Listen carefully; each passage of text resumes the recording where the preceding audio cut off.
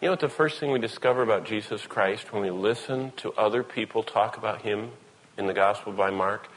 The people that rubbed shoulders with Jesus Christ, the people that knew him personally, the people that met him, that talked with him, that walked with him, that ate with him, that got to know him on an intimate personal level, they were overwhelmingly aware that he was greater than the greatest of all humans, that he was not merely a man, but he was divine. You know, the Bible teaches us Jesus Christ is divine. And if we listen to the voices of those closest to Jesus, we see that Jesus Christ, when he lived and walked on earth, there was no doubt. In fact, if you study closely, and as we go through, you'll see this. The Pharisees and Sadducees never once denied any miracle Jesus did. They didn't say he didn't do them.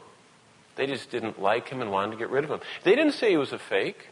They didn't say that he didn't raise the dead. They didn't say he didn't heal. They didn't say he didn't walk on water. They didn't say that he couldn't change stuff, multiply bread and change water into wine. What they said is, we don't want him around here because the light is too bright and we like the darkness rather than light. And so, first of all, in verse 7, the first thing we notice about his reputation is that others said that he was divine. Look at verse 24, because we have another testimony, and chapter 1, verse 24 has the second of our little studies about how to see Christ through his reputation, what others said. And this is fascinating. I'll start up in 21 so we don't pull it out of context. Then they went into Capernaum, little town on the shore of the Sea of Galilee, and immediately on the Sabbath he entered the synagogue and taught. Jesus always went to where the people were, and they gathered to look at the scriptures, and he went there to those willing minds and began to teach them. And they were astonished at his teaching.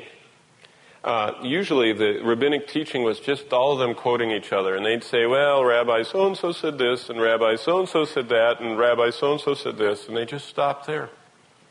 And it really wasn't the Bible being taught. It was just a collection of opinions and traditions and a lot of different concoctions that they'd had. They made all these rules up. But Jesus came in and he explained to them what the Bible meant, and they were astonished. For he taught them as one, verse 22, having authority, not as the scribes. And now there was a man in their synagogue with an unclean spirit. Verse 23. Now, every time we go to Israel, we were just there a few weeks ago, I always think of this, because the way the Capernaum synagogue sets, the Sea of Galilee is out the door, and the entrance is right here. And so if you're standing at the entrance, you're looking, or if you're teaching, you're looking straight out at the water. And so everybody had their backs to the door, and they were looking to the front, where Jesus was up in the front, and he would sit down and would teach the scriptures. They would read from the scroll, and the teacher always sat, and so he sat down. And while he was sitting and everybody was intently listening to him, someone comes in the back door. And if you know anything about Capernaum, it's right on the shore, but there are these hills around with caves, and there were many people that lived in the caves that were demonized. And one of these demonized people, it says in verse 23, who had an unclean spirit, comes stumbling into the service. And he walks in the back door. And remember, demons are not omniscient. Neither are they omnipresent.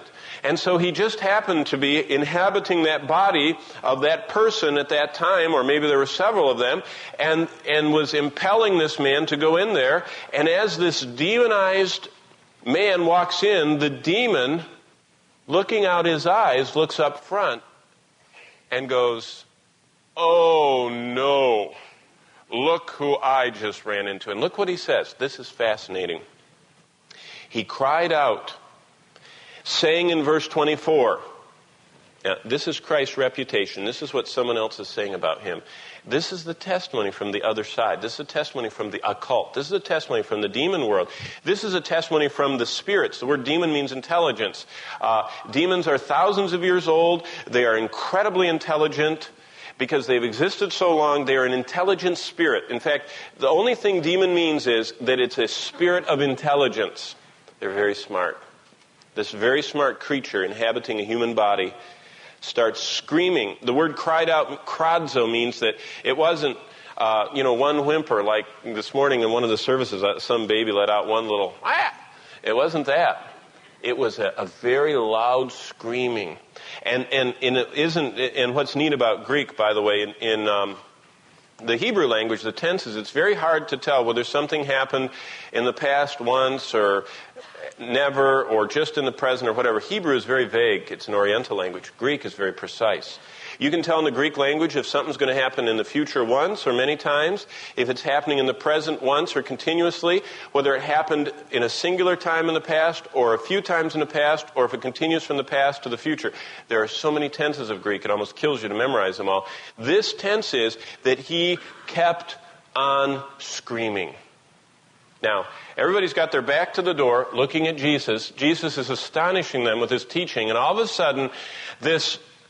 And if you've ever seen a demon-possessed man, or person, that is overwhelming. Because their eyes bulge out, their faces contort into shapes that humans don't usually ever get to make, and their voices are a very raspy, horrible sound.